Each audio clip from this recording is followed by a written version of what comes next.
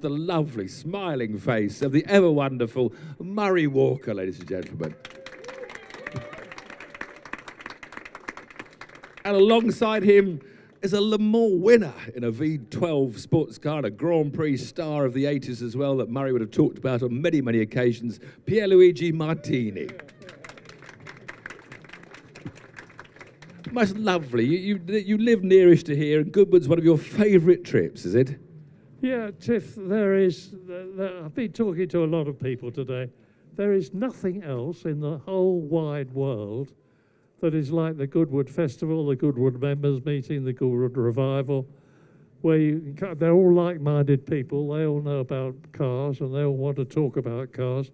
And you can get close to them and you can talk to the mechanics and, well, everything is absolutely terrific. And I think Lord March has done a superlative job when you think that really the whole thing revolves around him, and he's an absolute stickler for perfection and detail, and it shows. It's a quality product.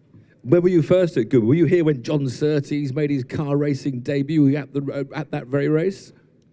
I wasn't at that very race, and what a very, very sad thing it was, the passing of John Surtees. When you get to my advanced age, youthful 90-odd, you realise that you've been very lucky to live through the times that I've lived through. I mean, before the war, I watched the racing, and then I interviewed Fangio 3 times. I've interviewed Mr. Ferrari in his study at Maranello, and met some absolutely wonderful people, yourself included, my friend, because everybody ought to know that Tiff has still racing in F3. Oh, yes, Formula Ford, my little Formula Ford. Yeah. And I commentated on Tiff in the Belgian Grand Prix at Spa in... Zolder, 1980. Zolder, unfortunately, yeah. It wasn't Spa. The years slide by. But you've done a fantastic job over the year, Tiff, with thank you very much, Fifth Gear and all the we rest worked of it. alongside. It was one of my first jobs with Murray when he had the wonderful commentary team, of course, with James Hunt doing Formula 1, but James couldn't be bothered to do all the British national races, Formula 2, Formula 3, Formula Ford, Rallycross. So I was dragged into the commentary box and worked alongside Murray for many fantastic years and learnt of his enthusiasm that is just magnificent, his love of our sport. And I think that's always comes through his commentary. I like is his just enthusiasm of the sport. People used to ask me, Tiff, what's it like working with James Hunt, world champion in 1976? And I said, well, it's a mixture of heaven and hell, because James can be the most charming bloke that you ever met in your life, full of fun and good humour, and he could also be the most difficult, ornery that you've ever met. No swearing, no, it's fam. in your life. And I used to be in the commentary box, and we were chalk and cheese. I was old enough to be his father, and I didn't approve of a lot of the things that he did in the way he led his life, and he probably didn't approve of a lot of the things I did. But he used to love winding me up. I was terribly serious, and I would go around the paddock talking to all the drivers, and where do you live, and what was your last victory, all that sort of stuff. And James would wander into the commentary box, usually in frayed denim shorts, no shoes and socks, and his feet were a bit niffy, I can tell you that as well. And he would say, who's in pole position, Murray? And I would tell him he was in pole position. And as soon as the race was finished, it was as though he got a spring up his backside, and the flag went down, and James went up, and he was out of the box. But somehow, Tiff, the chemistry seemed to work. I was all on the balls of my feet and shouting and screaming, and James was all laid back and serious about the whole thing. And between us, we seemed to get it mostly right. It was a wonderful combination, entertainment with your enthusiasm. But Pierluigi, you're here to drive a famous BMW powered Grand Prix car up the hill. It's Bernie Ecclestone's weekend. You're in this fearsome Brabham B52. How is that to drive up the hill? Good morning. I am very exciting about this event because I drive a very special car. This car I drove also in 1983 in a test in Brands Hatch and in Poricar, together with Senna, with Capelli. There was also Stirling Moss in Brands Hatch, and I remember that was an unbelievable car because have a big power. When you drive, you must stay very care because in 2,000 reps you have back 1,000 horsepower. And in this track in Goodwood is most difficult because the road is very twisty and is very easy to have a mistake. And but I am enjoy to be here in front of a lot of people and together with a big friend and big legend of the touring car, from Murray, from Fittipaldi, from Stewart, from Tiff, and is a very special event. Pierluigi, you spent your Grand Prix career mainly with Minardi, with some fantastic results, you know, fourth place. You were always in a smaller team. Were you frustrated you didn't get a big break to drive for Ferrari or a big team, or did you enjoy being with Minardi? No, I am happy about my career, but I don't drive for a big team. I remember that I had an agreement with Ferrari for drive for Ferrari in '92, but at the last moment change a leader, a boss of the team. Piero Ferrari go out, Lombardi coming, and I have lost my seat, and I went in Scuderia Italia in '92, and Ivan Capelli drive for Ferrari in '92. But Murray, I mean, you commentated on all of Pierluigi's and amazing efforts in the Minardi. Do you think now the sport needs to change a bit because if you're Sauber or the smaller teams have no chance to win, whereas in the old days, the Minardi had the possibility maybe of making the podium? Actually, Pierluigi led a Grand Prix, didn't you, for one lap? You were first. You were number one, Yes, and then something happened and you lost the position. What was the question again? Do you think that one of the main problems in Formula One is that a team like Minardi now couldn't have any chance? You know, Sauber, there is no possibility Tiff, of if you look at it, there's only 3 teams that have got a chance. Red Bull, Ferrari and Mercedes, maybe Renault when a few more years have passed. Yes, I think it's a tragedy.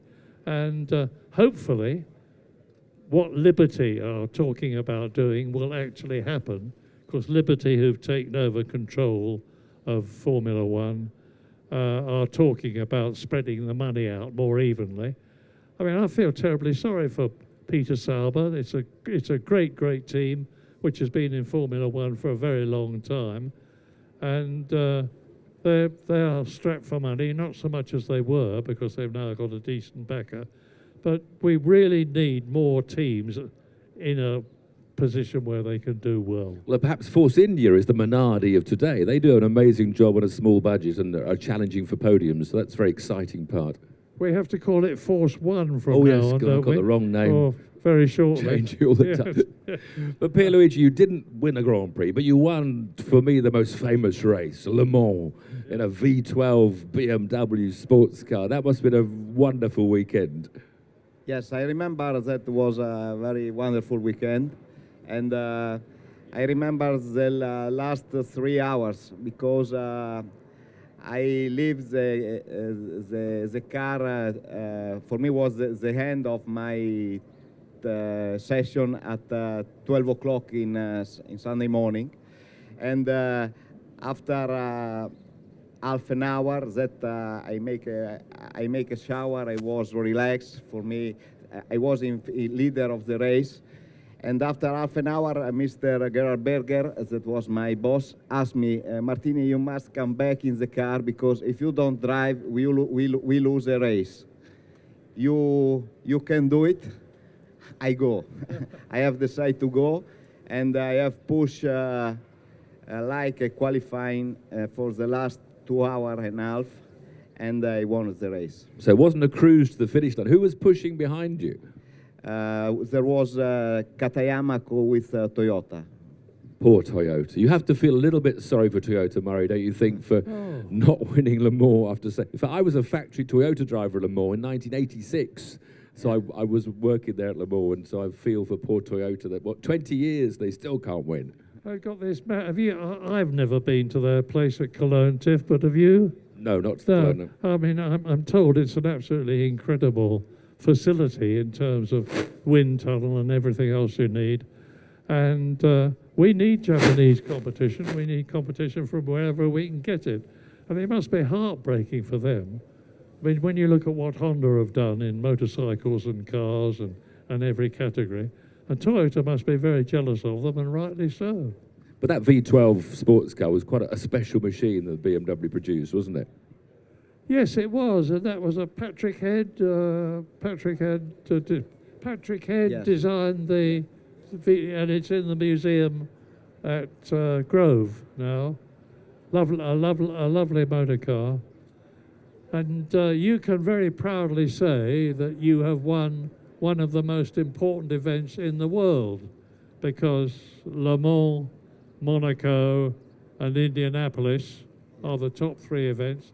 So you only have to win Monaco and Indianapolis, and you can be the top man of all time, like Alonso. Yeah, I am happy. Very happy. But what do you think Alonso is ever going to do it? Yeah, the Triple Crown? He could. I mean, he showed well. I mean, the great thing about, to be IndyCar, I think the new Formula One for me has to be sort of halfway between current Formula One and IndyCar. I think we can learn a lot from IndyCar. Formula One people like to blind themselves because we're all super high tech. But we have to find somewhere between IndyCar and the current Formula One.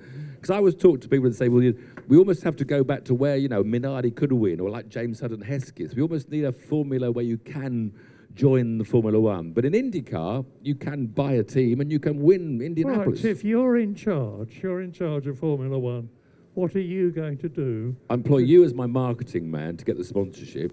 I'll get Pierluigi as what are you one going to driver. do? Not what am I going to do? For Formula One? Yeah, what sort of a car are you going to have to give everybody a decent chance? I would give standard front and rear wings, simple wings, and then almost say you can do what you want in the middle, so you can have airflow under the car or over the car. Obviously, the tyres need to be stronger so you can just race. I think hybrid's the biggest problem.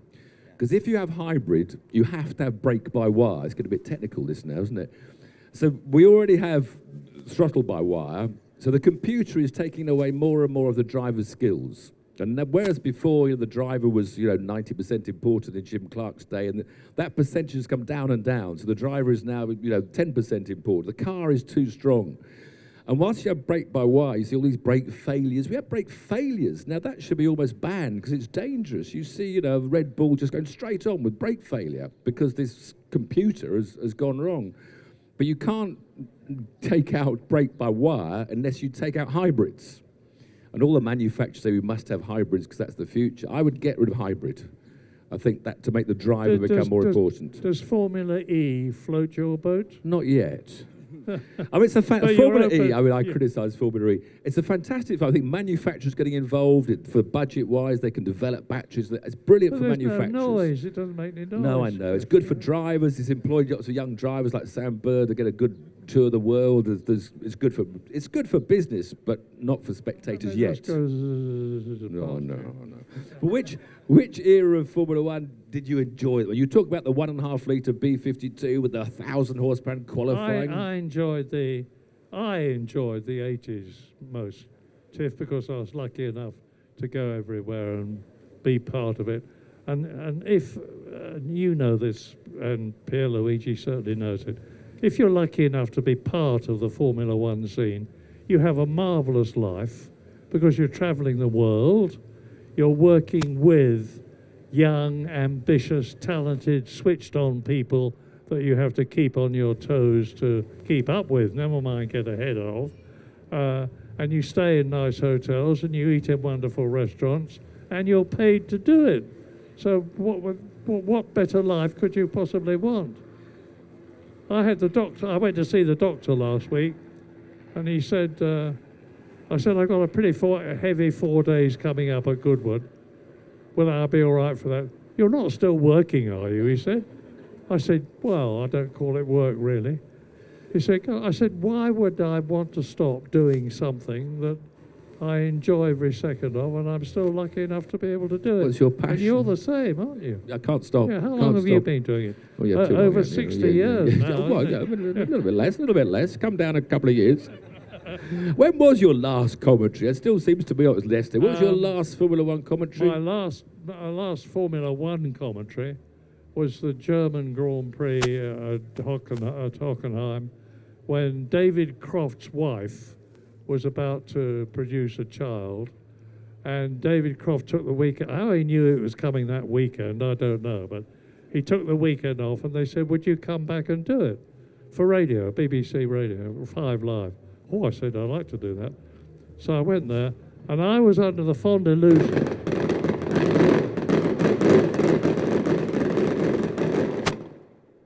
So I forgot to say we have some special fireworks for Murray Walker, but they've come early. I didn't call for those yet. I was under the fond illusion that I was going to be doing, as is my want, non-stop commentary. But you have to keep going to Birkdale for the golf and the Oval for cricket. Really? Really? Yes, yes. And so just in the middle of something terribly exciting, the producer says, go to Birkdale, Murray.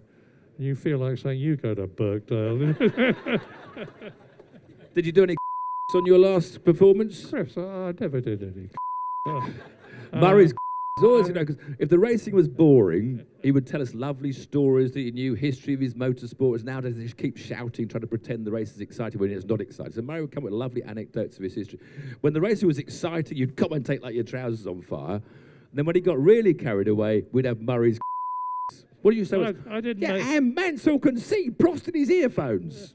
No, it was Mansell can see Prost in his wing mirrors, which of course are close to your ears. Then you said, and Dryden Chesris has won more races than anyone else without actually having won one. And you meant led more Grand Prix. There's nothing wrong with the car except it's on fire. Oh, yeah. Oh, and Martin Shanker's car is unique, apart from the car behind, which is identical. Lovely, Tiff, you know as well as I do that you're standing, in my case, or sitting in front of a television monitor, which is giving you exactly the same picture that the public you're talking to is seeing. And with television, you can stop in the knowledge that they can see what you're talking about. But I actually had Jonathan Martin, who was the head of sport of the BBC, saying, in his opinion, this is not me talking, this is Jonathan Martin, he said, Formula One is the hardest event of any kind to commentate on. Because of that, with tennis and swimming and athletics and all the rest of it, you can see what's happening just looking at the screen. With Formula One, if you haven't got David Croft or Ben Edwards telling you what's happening, you don't know, do you? So sometimes, Tiff, you make mistakes. Sometimes you make mistakes. In fact, he also said, unless I'm very much mistaken, yes, I am very much mistaken. I remember that one. They were wonderful. Anyway, we can't waffle on all day. Murray, you're going to get burnt to death in your jacket in the sunshine. We're going to do some autographs now. I don't know where the queue might start. Is there a system here for where anyone wants to go? Round that side, maybe. Where you... entrance over there for autographs? Oh, entrance here? No, look out. We have a queue system. We have... Well done, young man. You tell us where the entrance... Anyway, we could talk all day. I know Murray could talk for another 100 years. It's been lovely to have a round of applause for Murray Walker and Pierluigi Martini.